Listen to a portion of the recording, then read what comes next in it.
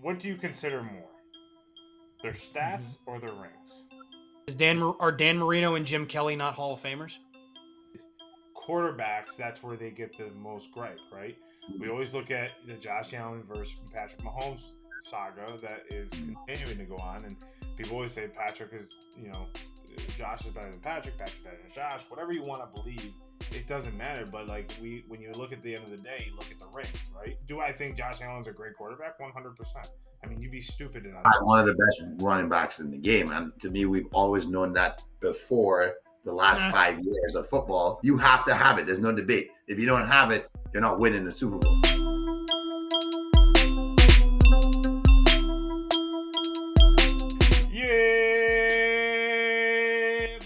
Episode 169 of Cinco Squad. We are back. Welcome back to another episode. It is high flying. It is the Open Championship. It is AUSL baseball, softball, whatever it might be. We got a lot going on in sports right now. Not really, but you have to hype it up, right? We got NFL right around the corner, gentlemen. How are you feeling about the NFL season coming up here? Are you guys excited? Are you? Hold on. That's not, once we start talking NFL, we're going to talk NFL for 30 minutes. You're talking high flying. Are we talking about my guy, none other than Johnny Furphy, based on what we saw this guy do? I mean, is Indiana like the new mecca of basketball or something? It seems like everything good is happening out of Indiana right now when it comes to basketball. They deserve it, though. Yeah, they do. I mean, it's been a while since or at least it's felt like a while since you could say like, oh, the Pacers are a favorite. It's always I think it's more or less that they lost Tyrese. Like that shit. Like there's some sort of like positivity going into this season. That's true. I don't even think it's like, okay, let me look at the Pacers from Reggie Miller. I'm thinking, man, they took a fucking shot to the nuts, and now they get this guy who's actually like hyping up the summer league program, and it's like, okay. Yeah, maybe they will have a shot. I love the way you're leading this. Talking about shot and shots to the nuts. Noah Segway had somebody's nuts in his face this week, and they say that might be the poster dunk of G League history. I'm sure you guys saw it. If you're a basketball fan or if you're down to his hip and just. I mean, he took that back one hand on a behind the back crossover from midcourt to make his move to get to the basket. And he had that in mind the whole time. He's like, I don't care who's in front of me. I'm just going for it. But there's been a lot of good play by. It seems as though we are worrying, we're like, because we made that joke on the show, like, is Caruso like the white generational basketball player of his time right now? And all of a sudden you have like 3 or 4 guys in the G League that are balling right now and the number one pick, and you're thinking to yourself, okay, well, maybe we'll see a little revival because all the white guys we're seeing obviously are coming from Europe and not so much from the States. So maybe a good little revival here where it's giving all those high school kids a little bit of hope, like, hey, maybe we can make the league or have our moment in the G League as well. Hey, there's a name that you cannot forget to mention in that group. Yes. Do not forget Toronto Raptors sensation Grady Dick. That's right, because it ain't right unless it's graded by the Grady Dick. So, I believe it actually was Furphy's teammate at Kansas. I do believe so. Yep. Well, looking at the NBA Summer League, I really don't understand why they allowed Cooper Flagg to play one game and then sit him out the rest of the entire. You knew what he had. You knew what kind of skill he had. He just played against these kids. Why would you even play him? I don't understand. I think there's probably some fulfillment to whoever the sponsors are for the G League. You got to maybe guarantee them that the top pick's going to be there. Right, there has to be some draw to it. I can't see the Mavericks wanting to risk that anyways, but maybe it was some kind of protocol that they had to put him out on the court. But maybe I think it was more the hype of let's put him against Bronny James and let them go at it, right? Why not? Flagg needs to, obviously he hasn't played basketball in a very long time, so he needs he needs to find his stride on the court. So I feel, you have to give him that moment, and it was nice. It was good to see him talking shit to each other. And the banter was he said that his dad's going to end up trading him for, you're going to trade him and then he's going to be on the Lakers. So you like that. You like these young players going at it in a healthy way and joking with each other. I didn't mind it. I didn't think it was a dumb move by the Mavs. I just see with this whole like Bronny versus Cooper, I was like, well, obviously Cooper's the better player. Bronny averaged a half a point in the NBA last year, 2 points at USC. Dominated in the G League though. Yeah, listen, crisp 9-point average in the G League. Yeah, so I mean, I don't really see how that was a matchup of let me let me see this Bronny James versus Cooper Flagg matchup. I think Cooper dominates. And if LeBron is a smart player, I would trade my son too for Cooper Flagg. Yeah. 100%. If the Mavericks are going to take Bronny for Cooper Flagg, that is not a dumb move at all. Okay, no. sounds good. Damn, you twisted my arm. Now we got Luka and Cooper. Okay, sounds good. And then Nico Harrison is run out of Dallas with torches and pitchforks. Definitely, they're gonna burn him on a. They're gonna put him on a damn barbecue and slow roast his ass. I was gonna say that's if he can get out of the city. Yeah. So I got one thing to gripe about talking about high flying. What the hell is that for the MLB All-Star game? Oh, the swing off. The swing off. Yeah. Extra innings. That is so dumb.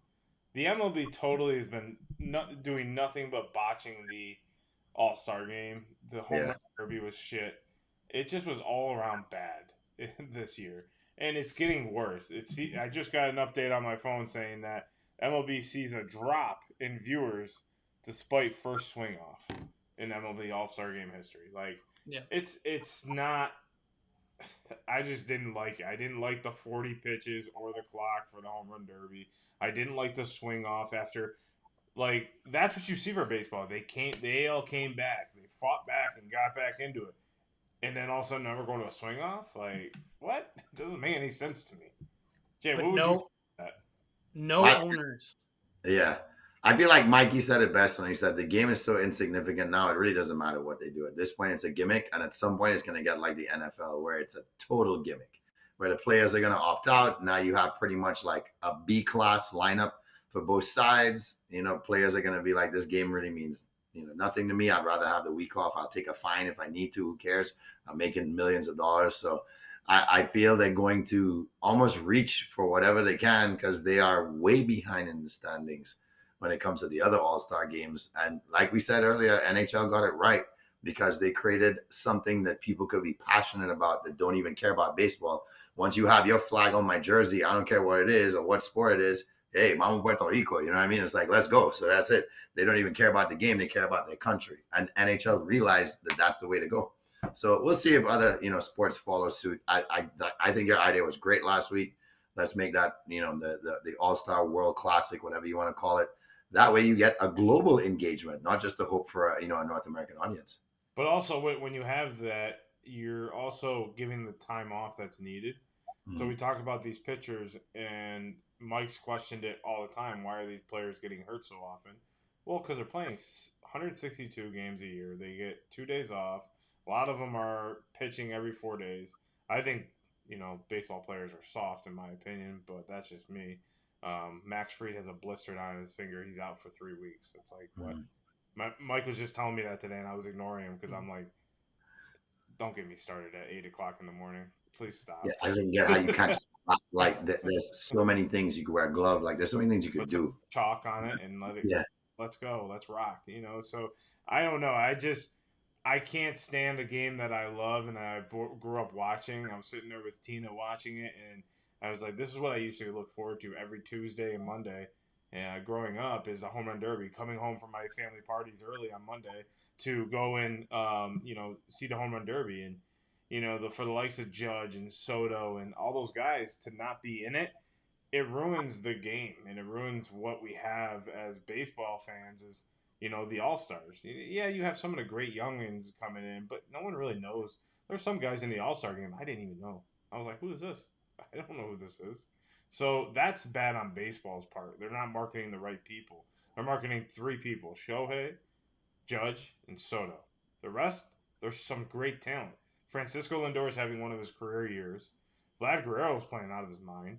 You have a lot of great players, and you're not promoting them. And I think it's bad on baseball. And it starts at the helm. Rob Manfred is not doing a great job. And he's been consistently criticized year after year after year. Eventually, you have to get it right, or you have to get out. That's why I say it. It's time for unless he's doing what the owners want him to do, and in that which case, is exactly what he's doing. Yeah. It's not just Manfred. He works on the baseball commissioner works on behalf of the owners. This is what they want. This is what the owners want, and frankly, the players don't care either. None of them want to do the home run derby, and I didn't even know it. So one of the biggest criticisms going into the All-Star game was that Jacob Misiorowski, right, the pitcher from the Brewers that's only started 5 games this year, and he was named a reserve pitcher in replacement for one of the guys that had started on Saturday and wasn't going to pitch in the game. Well, I read today apparently that 12 pitchers said no before they chose him. Wow. I told you that. I told you that the other day. I said they probably didn't want to go because they only have 4 days off in the middle of the season. Most leagues have a week or 2 off at least. Like the NHL had 2 weeks off this year. So I don't blame them. So he was probably like, yeah, I'll go. I'm a rookie. I'll go. Of course. I'll go enjoy it. But to your point, give them more time off. The baseball's back on Friday. Right. It's back. They're back in, back playing regular games. Like the Yankees are staying in Atlanta, playing Atlanta this weekend. So they get no time off. They complain about the injuries, that they're so injury prone, and then they're not doing anything about that. But it's crazy to think that you would struggle to say that 75 home games and 75 road games isn't enough for a season. Like that just seems atrocious that you take it down to the 150 from 162 there. You're 2 weeks because they played the 12 games in the last 2 weeks of July. Just give them the rest of July off. Like that's the perfect time to be with their families. They have kids. They're off for summer. Well, right? That's a little bit much. That's 3 weeks, bro. That's 3 full weeks. No, I'm talking leading up to the All-Star break, right? If you push it back a little bit, right? So you play kind of how the NBA plays further than halfway. So like push it back a little bit. I thought you meant from like July 14th to July 31st. I'm like, no. You have what's leading up to the All-Star break, so you have that All-Star break weekend the following week, and these guys can actually feel like they get to spend time with their kids in the summer. Every athlete should have the right to do that with their family, and leagues need to start realizing that should be a priority. Like it's money. We get it. It's always going to be money. It doesn't matter. Nothing else matters. It's always this suck up mentality. Well, your family just kind of has to suck it up because, your off season is then. And, they'll see you that. Not really. I mean, these guys still have to report to training camp earlier than people realize. Working out. There's mandatory things that have to be done. So, yeah. A lot. To that point, I was talking about it, earlier with Tina. We were watching the quarterback documentary, and Joe Burrow was popping up there. We're talking about like him having a maid and like him having because he was saying he doesn't do his own laundry, And it's like, of course, if you're making $90 million a year, I'm not touching my own laundry either. I just want to pull it out of the closet. That's all I want to do. But when I was saying, I was like, well, it makes sense because football starts in June. You start back in June if you're a committed player. It doesn't matter what you're making. And you go if you're lucky, you go to February. Well, yeah, you probably get a month off. But in that month time, I guarantee their brain is still saying, well, I got to train. I got to do something. So even while they're on vacation with their family, they're still training and doing things. So I get your point 100% to that. It's because of that. So I say for baseball, shrink it down to 100 games. Expand the season a little bit longer. Make it more exciting to have these big games going on. I mean, the Yankees-Mets series finally went on in the weekend. First time in probably like 6 or 7 years that series. Usually it's on like Wednesday. What's that? Said usually it's on like the first game's on like a Wednesday. On Tuesday, Wednesday. So all I'm saying is like it's not a surprise that the viewership is low, but I think that baseball has one of the most unique All-Star games because of the skills competition in the home run derby. No one really has it. You can't really get hurt hitting a home run. I mean, you can, but come on now. All you're going to do. If you do, you got another problem. Yeah. Exactly. You were already hurt before going in there. Right. So, speaking about like athletes talking about being with their family more, so the Open Championships this weekend, and I was listening to an interview with Scottie Scheffler, and he was talking about being fulfilled. What is it? The reporter asked him, I believe, being fulfilled. How fulfilled do you feel being like the number one in the world, and how great does it feel? And he really broke it down for like 10 minutes about saying that, yeah, it's nice. Yeah, it provides for my family. This is great. But I wouldn't say it fulfills me. It satisfies me for the moment, but it does not fulfill me 100%. Like if it ever came down to the fact that I was going to have to pick between golf and my family wins 100% of the time. Now, I get that's just one person's mentality. But he also mentioned that winning a championship lasts for about 2 minutes. that when he wins the championship, yeah, it's euphoric. Yeah, he feels so great. Then you go into the clubhouse, sign your scorecard, do your little interviews, and then he said it's after that I go in. I'm like, what are we having for dinner? Like, where are we going? Yeah. Not really celebrate, and then it's on to the next week for a lot of these guys because they have to continue to perform. So my question is to you guys is like, what do you think about that statement? Number one, number two, like, would you feel fulfilled if you were a professional athlete? And Jamie, you were semi-pro professional athlete. Olympic is the highest rank as an athlete you can ever get to. So I'm gonna throw it to you first. I feel it's nice to have real moments like that when players can actually tell you what they're actually feeling, not just what they're thinking in the moment. That, yeah, like, of course it's great that I make millions, and it's nice that he broke it down and took time to explain to people this is what athletes actually feel. And I think a lot of times, the media is who glorifies this sense of like this has made their career. Of course, every player wants to win the highest honored, whatever it might be. Olympics is a gold medal, right? If you're in a team sport, it's that championship.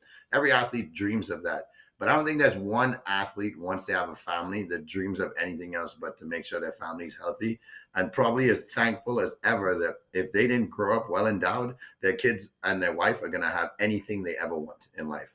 And not at just the simple fact that, hey, I'm going to cut the check, but more along the lines that, like, I think as an athlete, having that mentality as well, your family also has to understand there's a work ethic to this. And I think instilling those vows and those values in your family and having them understand, like, this is how I built a championship mindset is the greatest thing I think they could ever do, is to see their kids follow in the footsteps of their mindset about life, not having to be a champion in the same sport and do what dad did and all that kind of thing.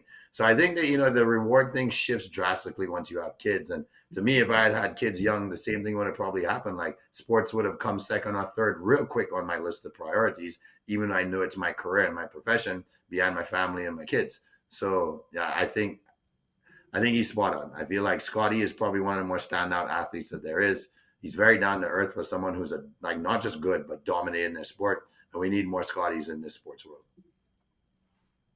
Yeah, it's a very human answer because it also reflects the side that I think a lot of fans forget about when it comes to professional athletes, which is this is their job. Mm-hmm. Like, this is what they do to put food on the table, whether it's for themselves or for their family. So in a certain aspect, they have to approach it from a business sense, like any of the rest of us do with what we do for, conventional work. Now, are they blessed to play? Like, the thing with baseball players is, you play a children's game. Mm-hmm. Because everybody, tons of kids grow up playing wiffle ball, stickball, baseball, right? Yeah. But we all grow up playing these sports, but not at a professional level where it's our job and it's the only thing that makes us money. So, I agree that not only when you have a family, does your perspective on life change with that, but when you become a professional athlete, especially for an extended period of time, your perspective of what this means changes as far as it does different things to your life. Mm-hmm. As far as like, would I feel fulfilled? Probably for the first, okay, you make me, let's say, a professional baseball player, right? I might feel fulfilled for the first season because it's something I've never done before and it's something I always dreamed of doing. But once I achieve my dream, what is it now? What continues to drive me? The anxiety of losing your position and doing everything. Exactly. And then when you add a family into that, the anxiety of losing the ability to provide for your family. Mm-hmm. So things shift, and that's life. So like I said, that's why it's a very human answer. And I commend Scottie for giving such a real, raw answer like that. It is easy to say that when you're number one in the world. I mean, it's very easy to say that, but I think that, like, I had mixed feelings when I listened to it because I was just like, man. Go be the dog that, and I know he means well by it, but I was thinking about the guy that just made the cut, like Siwoo Kim, who literally got the invite, I think 4 days ago to come to Royal Port Rush in the Open, and flies all the way out there, finally gets in there, finally gets to play in this tournament, and I'm thinking of a guy like that, and I'm like, yeah, well, you fulfill you. It doesn't fulfill you, but it does because you would rather be making $100 million playing golf. And he did go on to say that. Don't get me wrong. He did go on, I love golf. I love this game. I truly do. My passion and heart is in it. But I was like, well, it's easy to say that when you're sitting at the mountaintop and you're just looking down on all the peasants like, oh. And you're like Scrooge McDuck. Hello, peasants. You're diving in your swimming pool of gold like, haha, peasants. Like I think it's because he's looking up and the almighty tiger is looking down at him like, haha, peasant. Speaking of like love of golf and that type of thing that Scottie said he had, I don't know if you guys saw this. There was a younger, and I can't recall his name, but there was a younger golfer, like on the rise golfer, that was invited to a tournament. Grant Horvat. Yes, thank you. He was invited to a tournament this weekend, and he declined because the tournament wouldn't allow him to like live stream and film stuff for his YouTube channel. Wow. So what do you guys think of that compared to like what Scottie's talking about? It's like any other sporting event. You can't just go in there and have your own crew. They have their own rules, their own media. They have their own say. They're also shooting. They're also allowing Netflix to go in and shoot full swing. So they don't want that leaked. I mean, they've already have an agreement with Netflix that probably no one else can go inside the ropes and videotape of that stature with a mic and mic'd up like that. So I don't see any problem with it.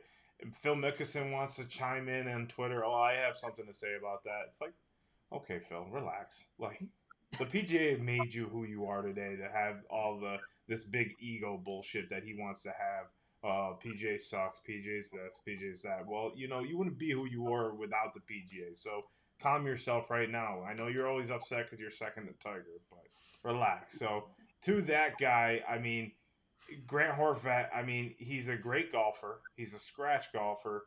He's not...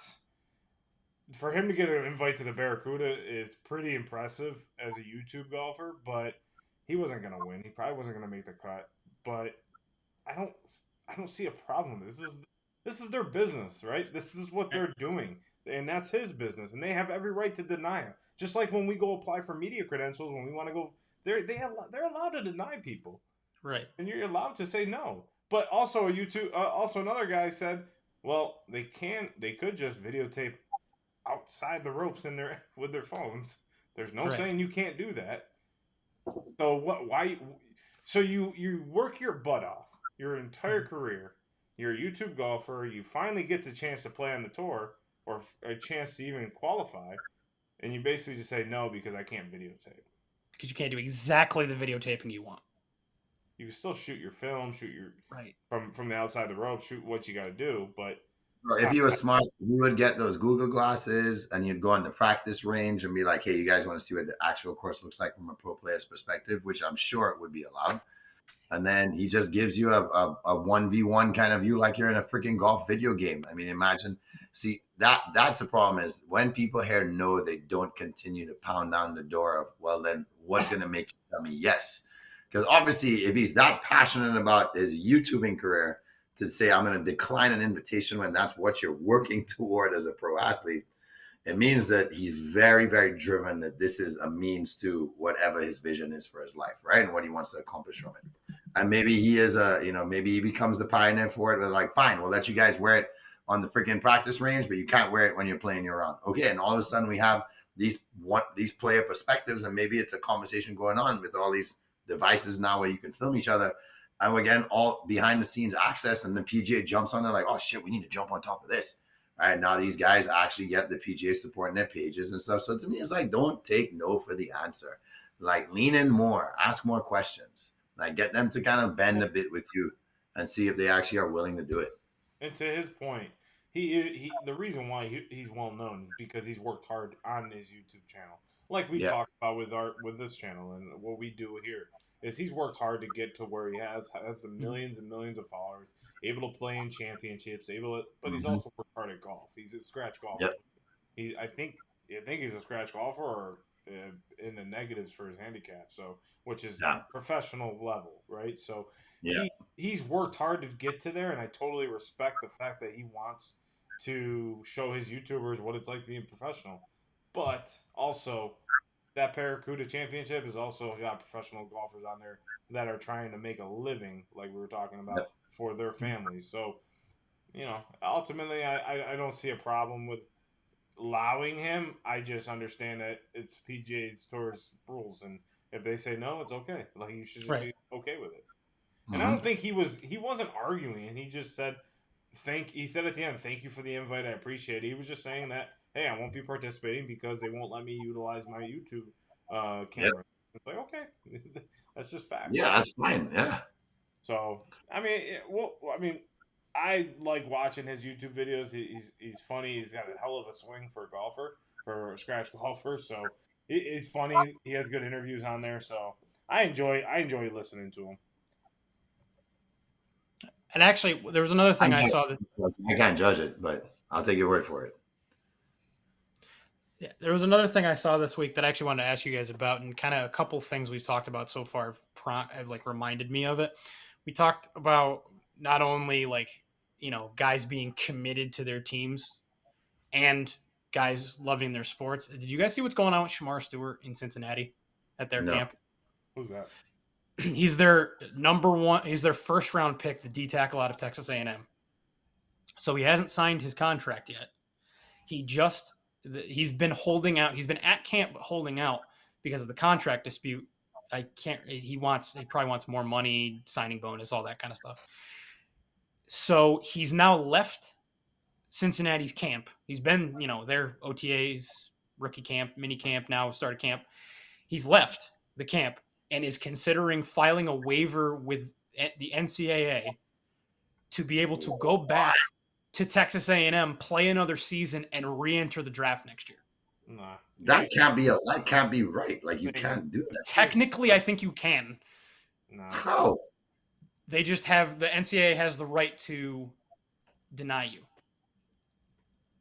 Don't you go? I get that, but like, how is that legal for Cincinnati having? I mean, there must be a bunch of undermining clauses within the contract that states that you can't just decide that you're gone. Like, He hasn't signed anything. He signed nothing with them. He's not under contract with the Cincinnati Bengals right now. I get okay. I don't know. I know because you made your bed. You signed you're mad about a few dollars. Like, dude, you haven't proven anything. And you think going back to Texas A&M is gonna boost the team because that puts a mark on your record that says, oh, if we're not gonna give him the money that he wants, we're not gonna get him. He's gonna have to try to stomp, slam his way out of here. And like, I get you know your worth, and I totally respect that. But you haven't played a down in the NFL. You could tear your ACL, you could tear your Achilles, and be done for the rest of your career. So take the money that's guaranteed in front of you right now and go play. Improve yourself. Stop all this whiny bullshit that I want to go back to Texas A&M because I didn't get the money that I deserve. You don't deserve anything, in my opinion, because you haven't done anything. Congratulations, you showed up to mandatory OTAs. That is the point. You are supposed to show up to those. You idiot. Like, I'm sorry. That's just... no, you don't deserve to come back to Texas A&M. You know what? Go play Division III football. Well, the only thing I can... Go back to Texas. I don't want to hear you. I want to hear you. The only thing I can imagine I can't manage Jamie as GM. As a GM? Oh, you don't want to play for me?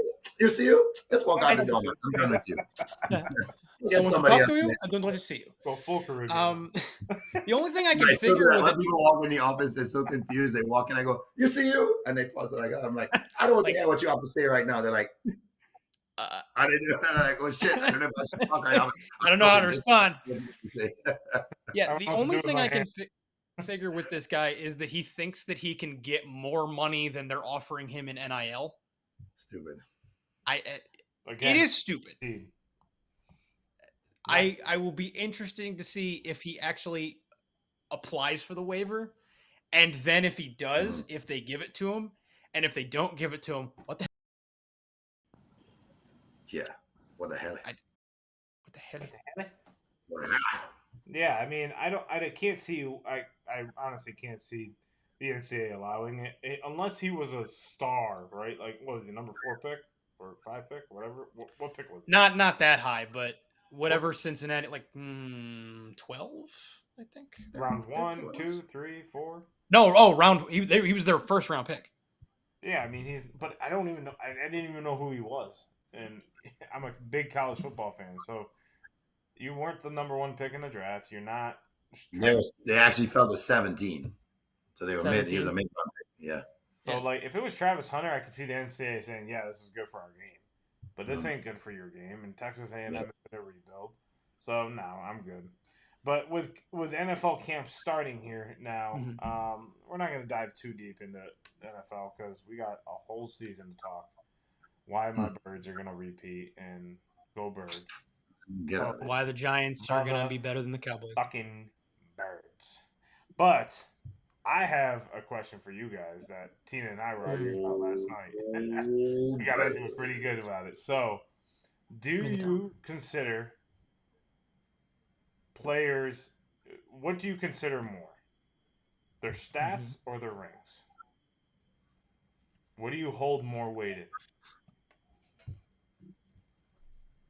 As far as evaluating how good their career is? Yeah, Stats. where they rank, what they are. Do you record on rings or stats? Stats. Are Dan Marino and Jim Kelly not Hall of Famers? They never won a thing. They won in college. Well, Jim Kelly. Okay, we're talking pro football Hall of Fame. Not Dan. Dan. Yeah, Dan played for Pitt. He didn't win shit in college. I get it. Like rings are great, but the thing is, it's a 53-man roster that wins a Super Bowl, and I can attest to the fact that while you can have great offensive players, a defense can win you 2 Super Bowls. Whether he got the MVPs or not,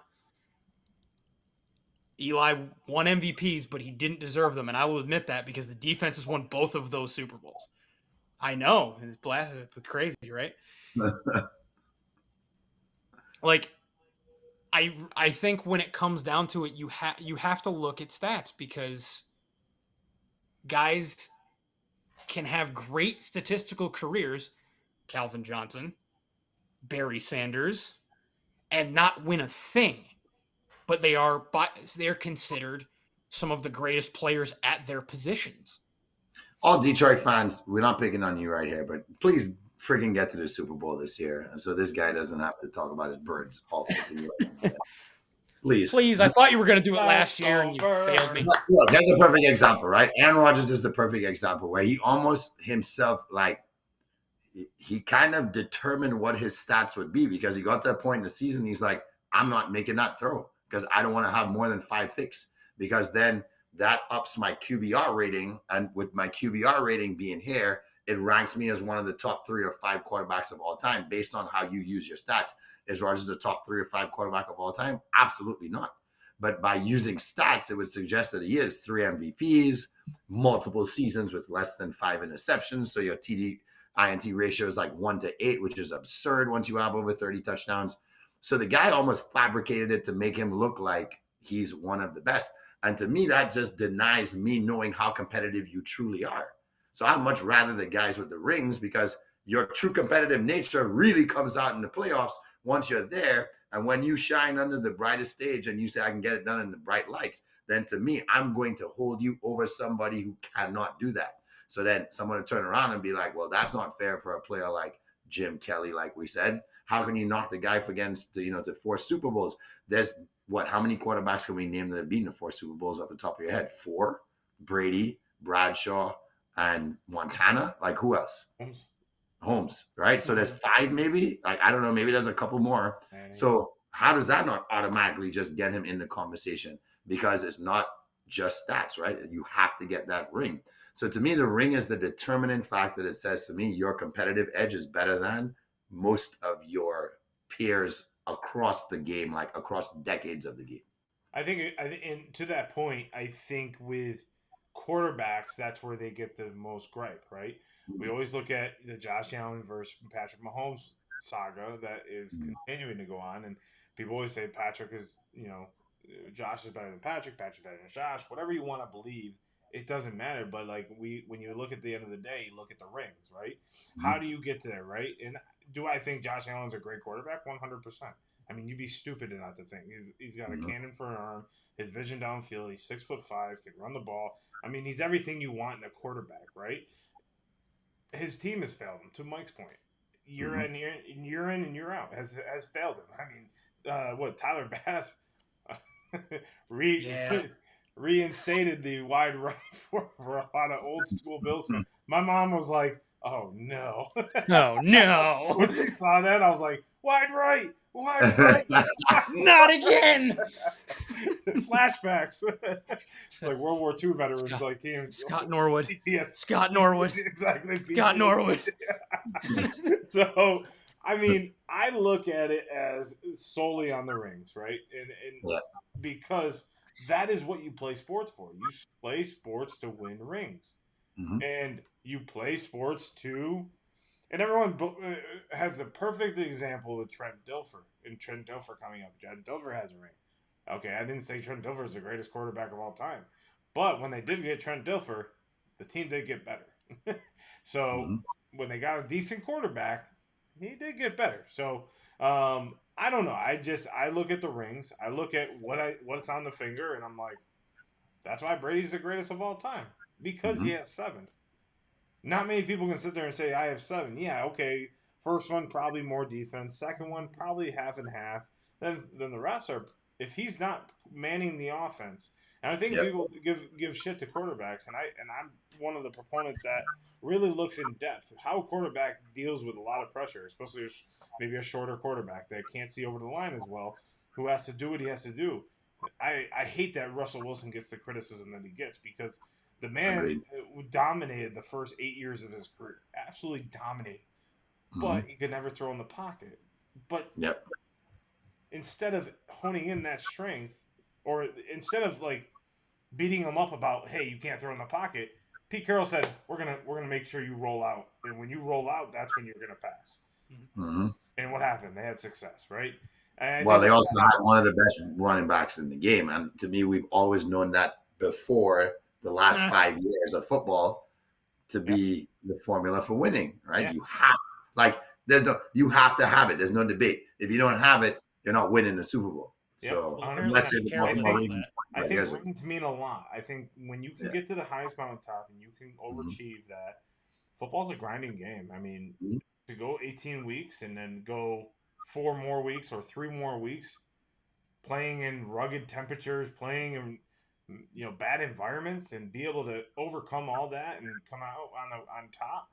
Yeah, I think you have to look at the rings, because stats are great and all, but Lamar Jackson right now is probably number 10 for quarterbacks right now for me in the league. Yeah.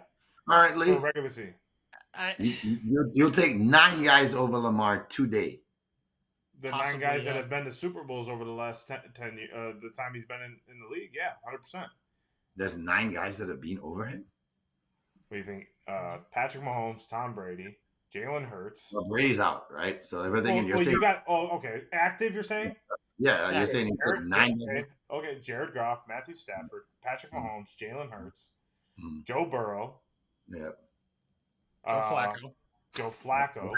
Yep. Aaron Rodgers. Russell Wilson. There has to be a couple more I'm forgetting about. Cousins never went to one. No. That might be it. So, like, you think about... technically Jimmy Garoppolo. Brock Purdy. 9. Brock Purdy. That's it. So then, of those 9 players, all of those guys over Lamar for you. That's the reason why, because they got over the hump. Lamar, and we've said it over and over again. I mean, look at these stats. I'm looking at Stat News right now, and look at this rating for Patrick Mahomes. And people want to say, oh, he hasn't got himself to the Super Bowl. His passer rating is 105.4. He has 46 touchdowns and 10 interceptions in 21 games in the playoffs. That's crazy. Jesus Christ. He has an MVP regular season. But doesn't that tell you that to me is a clear sign that he has to keep producing as much as possible to get his team over the hump, which means his general manager is not addressing the biggest issue. which is get the man a defense so he doesn't have to throw 46 touchdowns or 50 career touchdowns in the playoffs before he makes his first Super Bowl. Well, you got to think 26 divided by however many years he's been in the in the league, so it's probably 3 or 4 a season. But here's something I was giving. Josh Allen has a passer rating of 101.7 with 3,300 yards and 25 touchdowns and 4 interceptions in 13 games. Yeah, I didn't realize it was that good. I didn't realize it was good. Like, it's just the team has failed him. His team has failed him year in and year out. So when I look at a team like that, I don't blame him. I blame the team. When I look at Lamar Jackson has failed his team. Yeah. He has done way too much. He has failed himself. He has either fumbled the ball in the playoffs twice. He's obviously Mark Andrews drops the ball. Okay, we get it. That he drove him back. But there was a lot of instances in that Bills game that lost them that game. So when I look at Lamar Jackson, it's very tough for me to say, yeah, he's a great regular season quarterback, and that's all good and all. But, in the playoffs, he's not there. He's never been there.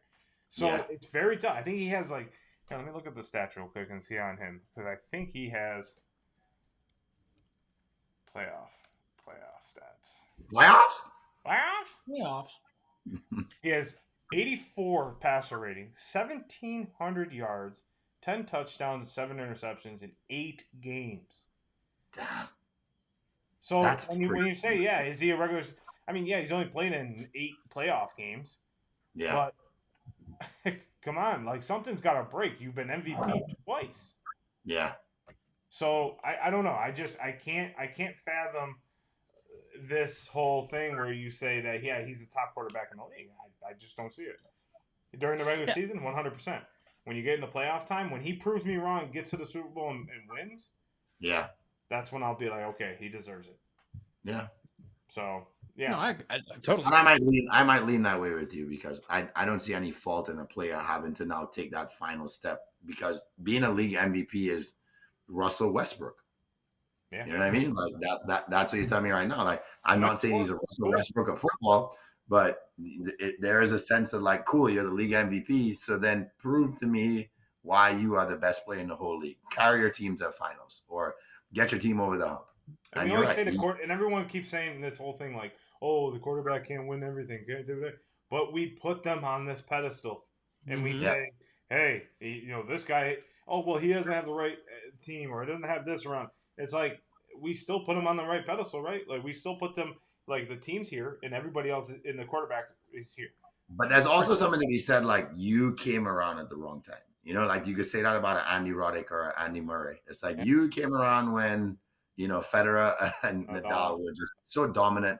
Chances of you winning a Grand Slam were so slim because those guys are winning 3 of the 4. So everybody else is playing for 1, right? That's the Australian Open. And on a 10-year span. It's the same thing we're seeing now.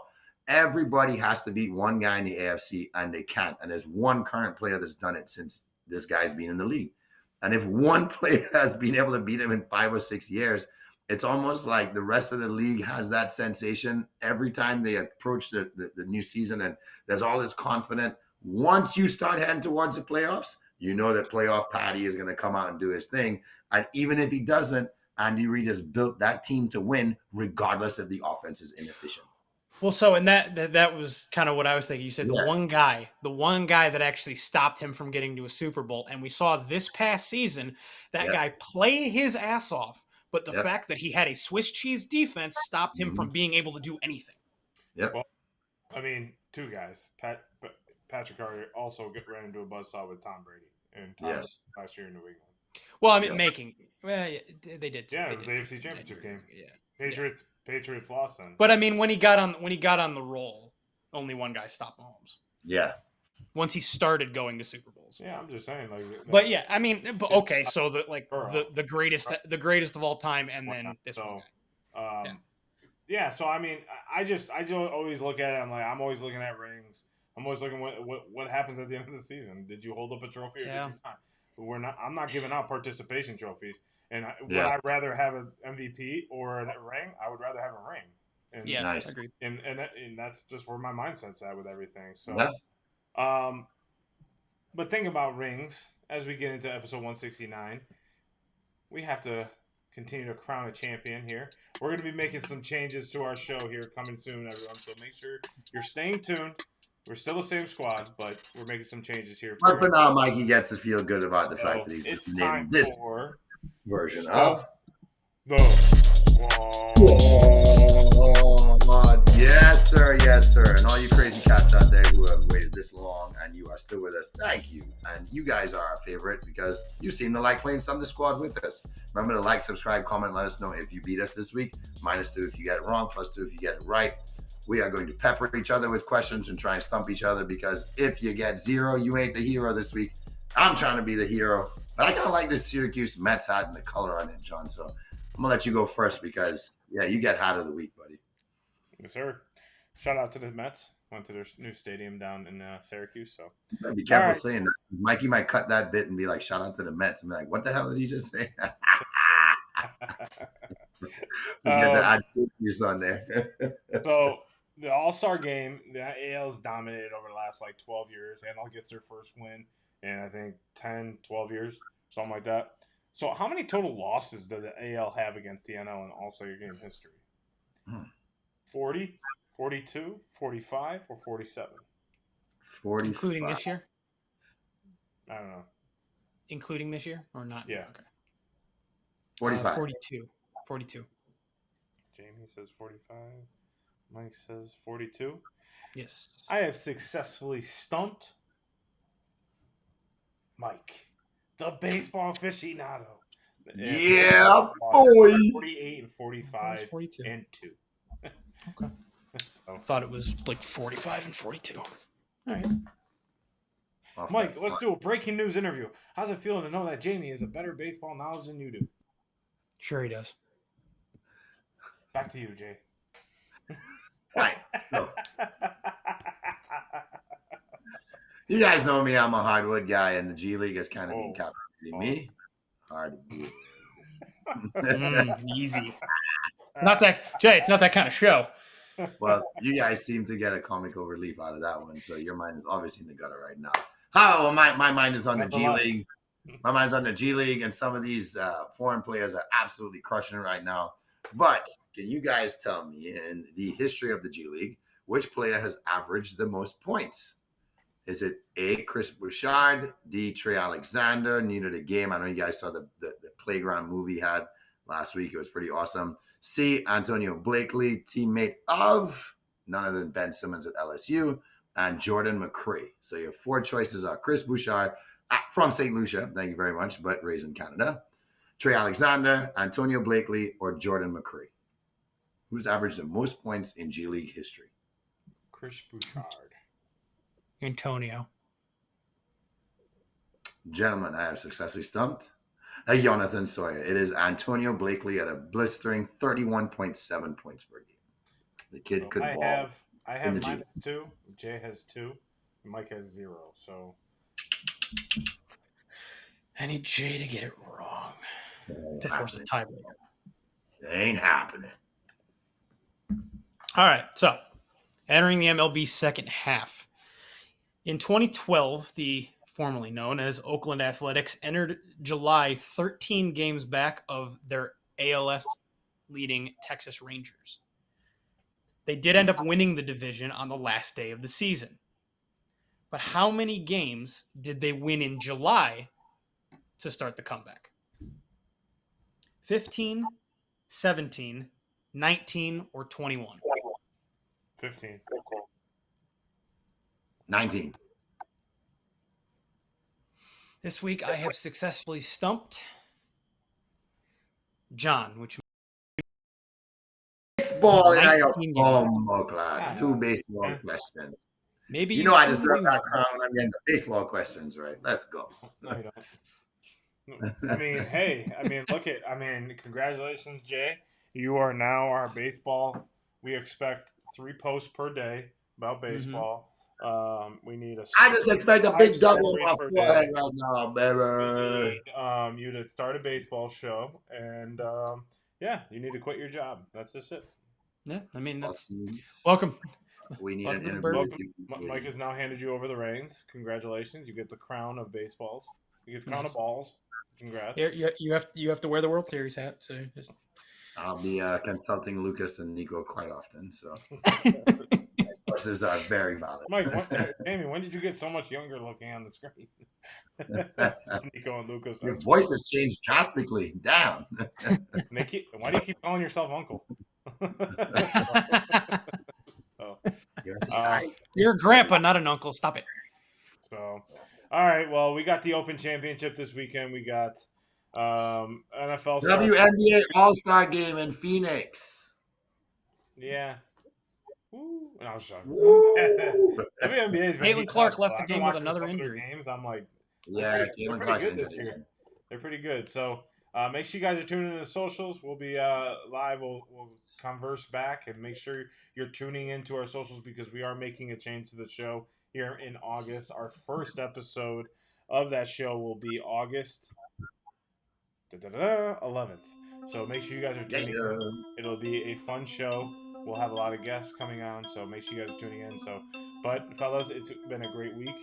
Let's make it a great weekend, and we'll see you here next week. Single Squad